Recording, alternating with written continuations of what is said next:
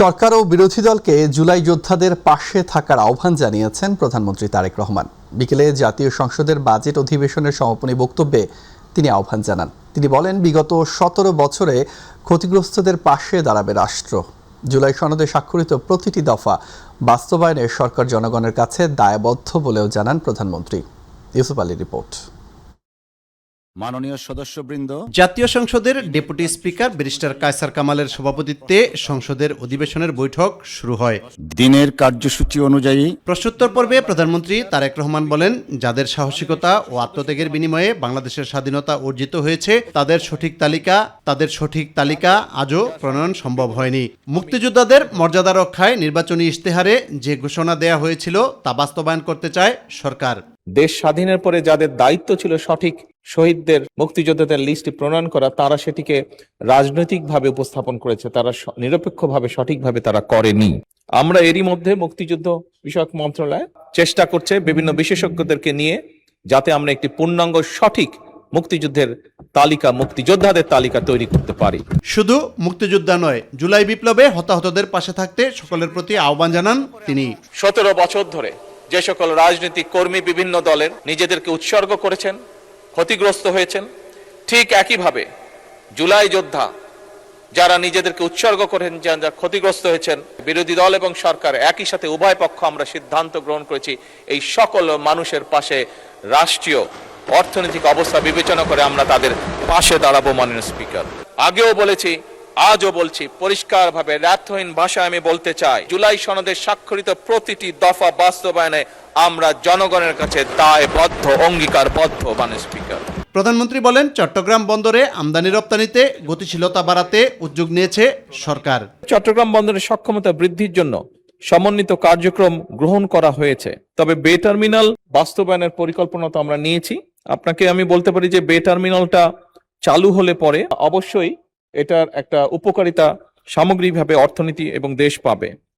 মাননীয় স্পিকার, বে টার্মিনালটা চালু হলে বড় আকারে যে আমাদের মাদার ভেসেল সরাসরি চট্টগ্রাম বন্দরে ভিড়তে পারবে। এখন নাব্যতার জন্য অনেক সময় বড়টা জাহাজ আসতে পারে না, এবং যখন বড় জাহাজগুলো, মাদার ভেসেলগুলো আসবে, এর ফলে স্বাভাবিকভাবে ট্রান্সশিপমেন্ট ব্যয় বা খরচ অনেক কমে আসবে। ইউসুফ আলী, মাই টিভি, ঢাকা। গণ্য করার জন্য ধন্যবাদ। ত্রয়োদশ জাতীয় সংসদের দ্বিতীয় 2026-27 অর্থ বছরের বাজেট অধিবেশনের সমাপনী দিনে বিরোধী দলীয় নেতা ও জামায়াত ইসলামীর আমির ডাক্তার শফিকুর রহমান সংসদে যুক্তি নির্ভর ও গঠনমূলক বিরোধী রাজনীতির উপর গুরুত্ব আরোপ করেছেন। তিনি বলেন, সংসদ থেকেই দুর্নীতির লাগাম টেনে ধরতে হবে এবং জুলাই গণঅভ্যুত্থানের চেতনায় বৈষম্যহীন বাংলাদেশ গড়তে সরকার ও বিরোধী দলকে একসঙ্গে কাজ করতে হবে। আতিকুর রহমান তিতাসের রিপোর্টে বিস্তারিত। এই সংসদটা যত সুন্দর হয়ে চলবে, বাংলাদেশের মানুষের অন্তর থেকে তত হতাশা দূর হবে। ত্রয়োদশ জাতীয় সংসদের দ্বিতীয় ও 2026-27 অর্থ বছরের বাজেট অধিবেশনের সমাপনী দিনে বিরোধী দলীয় নেতার বক্তব্য প্রদান করেন জামায়াত ইসলামীর আমির ডাক্তার শফিকুর রহমান।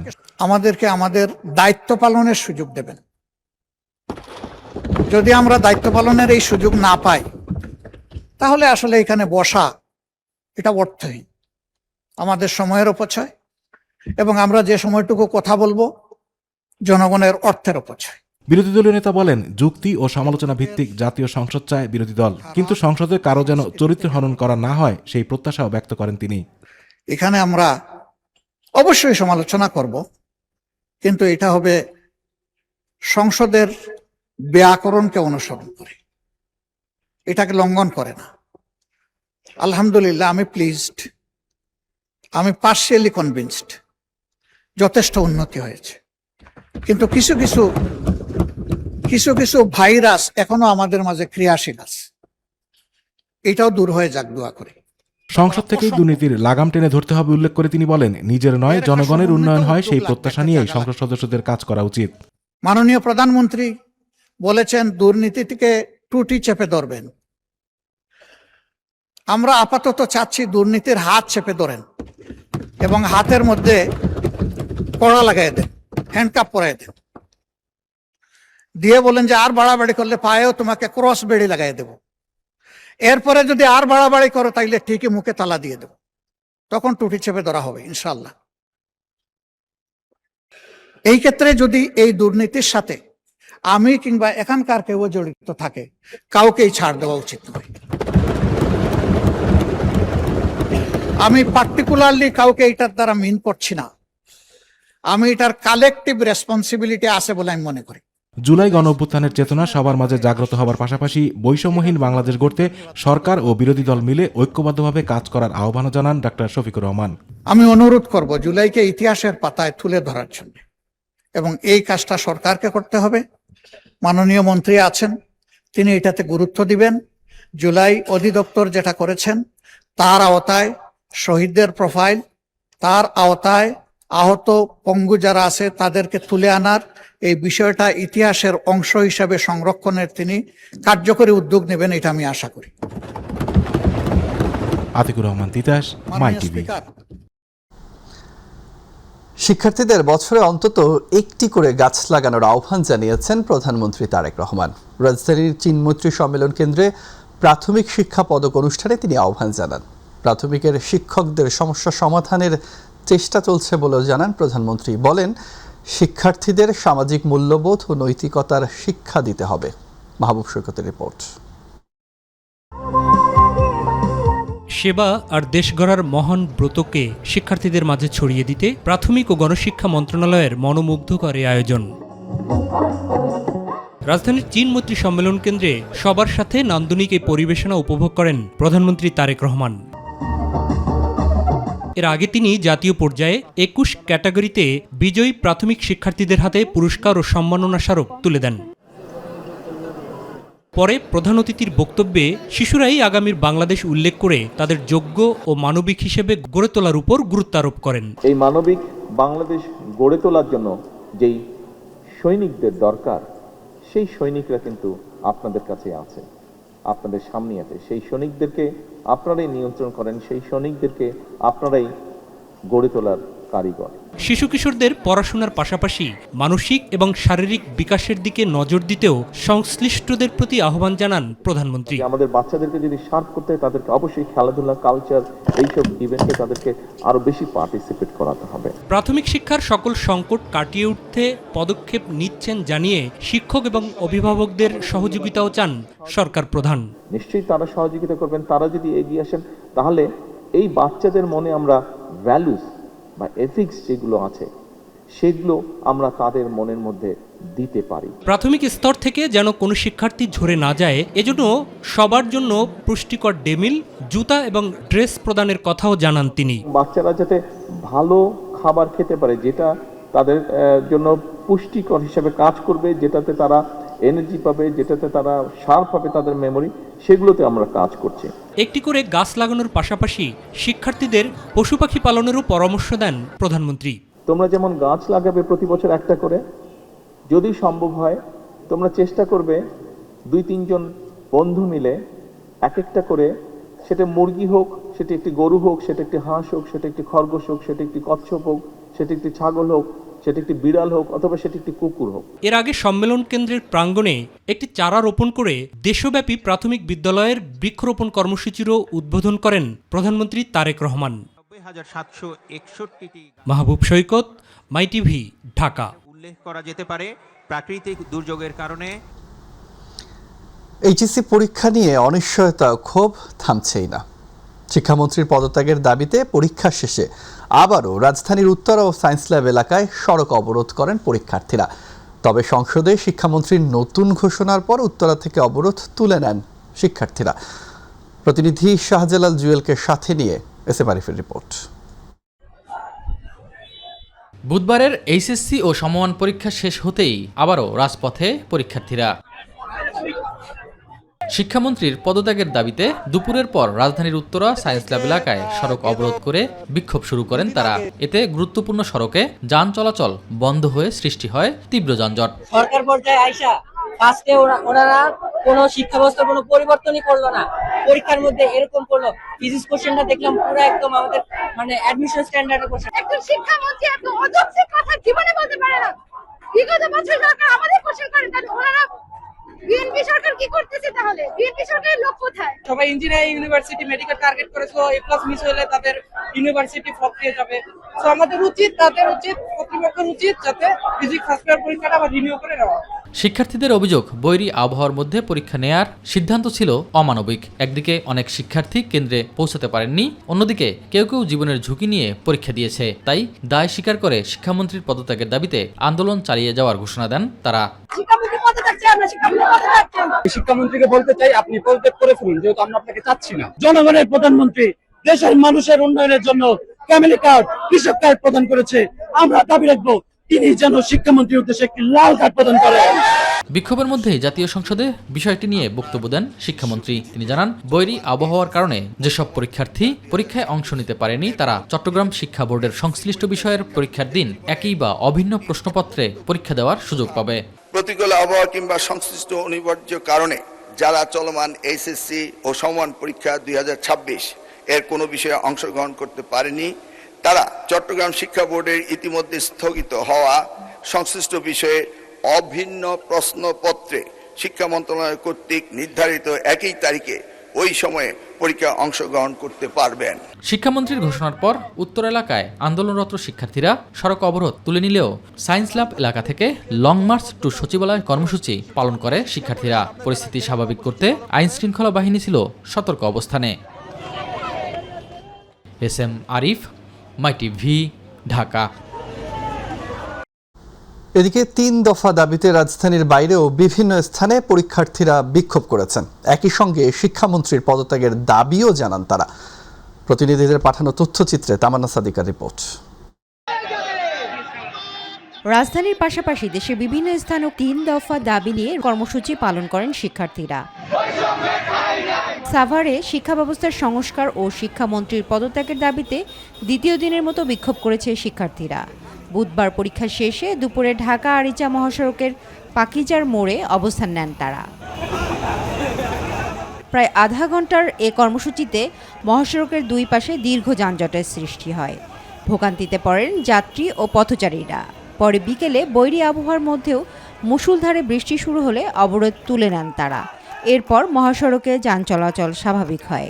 আপনি অভিন্ন প্রশ্ন দিয়ে পরীক্ষা নিচ্ছেন, ভালো কথা, তাই বলে শুধু চট্টগ্রামে কেন, বিগত কয়েকদিন ধরে ঢাকা পর্যন্ত সকল স্টুডেন্ট, প্রতিটা মেয়ে তার মেয়েদের কথা চিন্তা করা উচিত ছিল। আপনি সরাসরি যদি ছাত্রদেরকে চাপটা না দিয়ে আজকে বন্যার আন্দোলন এটা যদি আমরা নাও টানি, আমাদের যে শিক্ষা ব্যবস্থা যে মানটা আমাদের তো পর্যাপ্ত সময় দেওয়া হয়নি। বরিশাল শিক্ষা বোর্ডের সামনে অবস্থান কর্মসূচি পালন করেছে এইচএসসি পরীক্ষার্থীরা।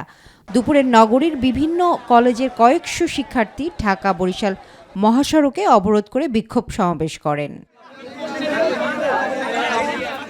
একই দাবিতে মুন্সিগঞ্জ শহরের শহীদ চত্বরে বিক্ষোভ করেন এইচএসসি পরীক্ষার্থীরা।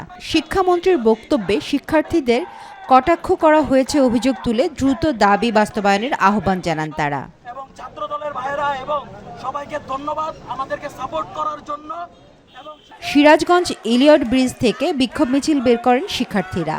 পরে বাজার স্টেশনে অবস্থান নিয়ে বিভিন্ন স্লোগান দেন তারা।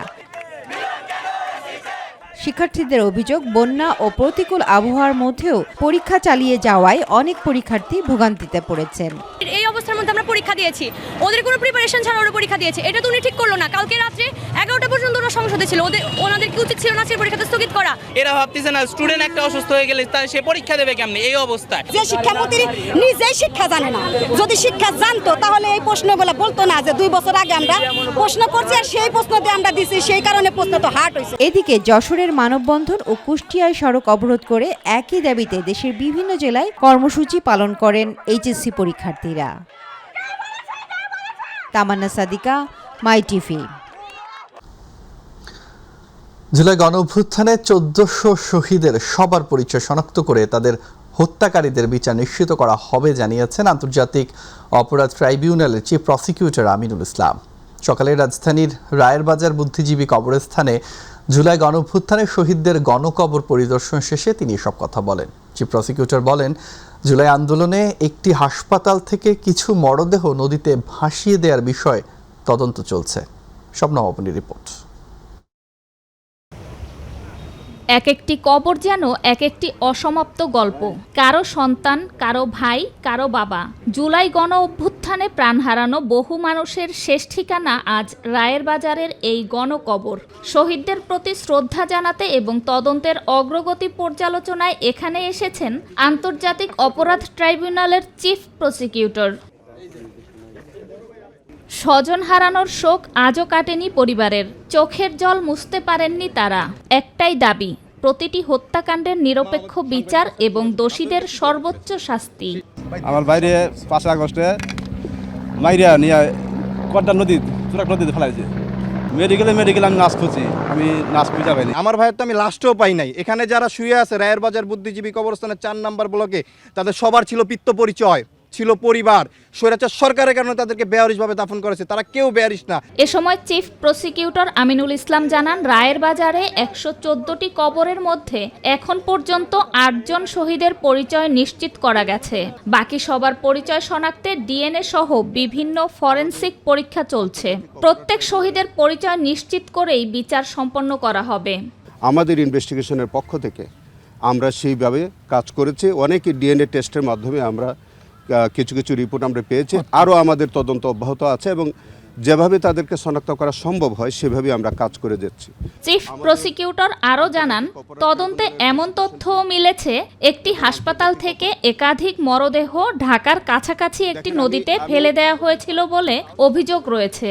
এসব তথ্য যাচাই বাছাই করে প্রমাণ সংগ্রহের কাজ চলছে। অনেক হাসপাতালে অনেক ডেড বডি থাকতো, সেখানে তারা রেজিস্ট্রিতে এন্ট্রি করতেন না এবং বেওয়ারিশ লাশ হিসেবে তারা এইগুলো ডিসপোজাল করতেন। ঢাকারই একটি নিকটস্থ নদীতে একটি হাসপাতাল থেকে অনেক ডেড বডি পানিতে ভাসিয়ে দেওয়া হয়েছে। সেই তথ্য আমরা ইনভেস্টিগেশনে পেয়েছি।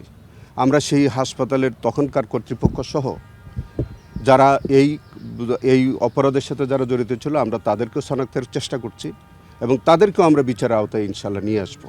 রক্তাক্ত সেই জুলাইয়ের স্মৃতি আজও বয়ে বেড়াচ্ছে স্বজনরা। তাদের একটাই প্রত্যাশা, প্রতিটি শহীদের পরিচয় ফিরে আসুক আর বিচার নিশ্চিত হোক প্রতিটি হত্যার। শবনম অবনী, মাই টিভি, ঢাকা। প্রশাসনিক আদেশে কোনো রাজনৈতিক দলকে নিষিদ্ধ না করে আইনানুগ বিচারিক প্রক্রিয়ার মাধ্যমেই আওয়ামী লীগের রাজনৈতিক ভাগ্য নির্ধারণ করা হবে বলে জানিয়েছেন স্বরাষ্ট্রমন্ত্রী সালাউদ্দিন আহমেদ। তিনি বলেন, মানবতাবিরোধী অপরাধের দায়ে দল হিসাবে আওয়ামী লীগকে বিচারের মুখোমুখি করা হবে। ঢাকা বিশ্ববিদ্যালয়ের টিএসসি মিলনায়তনে এক আলোচনা সভায় প্রধান অতিথির বক্তব্যে তিনি এসব কথা বলেন। স্বৈরাচারী হাসিনা একটি দেশে, তার অবশ্য নিজ দেশে যে আশ্রয় গ্রহণ করেছে, ওখান থেকে বড় বড় কথা বলছে। অনেকে বলছে মুর্দা কাফন পুড়ে কথা বলছে, সেটা জায়েজ নাই। সে বলছে বাংলাদেশে প্রত্যাবর্তন করবে। আমরা তো তার প্রত্যাবর্তন চেয়েছি আইনানুগ ভাবে, এক্সট্রাডিশন চুক্তি অনুসারে। ইন্টারিম গভর্নমেন্টের সময় পত্র দেওয়া হয়েছে, আমরা তাগাদা পত্র দিয়েছি। আমরা চাই তাকে দেশে ফিরিয়ে এনে তার রায় কার্যকর করা হবে। তিনি বলেন, এসব ব্যক্তি ও প্রতিষ্ঠানের দেশের মধ্যে থাকা 57,000 কোটি টাকার এবং বিদেশ থেকে 19,000 কোটি টাকার সম্পদ জব্দ করা হয়েছে। দেশ থেকে যে সম্পদ চুরি হয়ে গেছে তা উদ্ধারের চেষ্টা চলছে। বছরের শেষ নাগাদ এ বিষয়ে সুখবর মিলবে বলেও জানান তিনি আরও বলেন, তদন্ত প্রতিবেদনের আলোকে এরই মধ্যে সম্পদ জব্দ ছাড়াও মামলা, বিদেশ থেকে সম্পদ ফেরত আনতে আন্তর্জাতিক আইনি সহায়তায় প্রতিষ্ঠানের সঙ্গে চুক্তি সহ বিভিন্ন উদ্যোগ চলছে।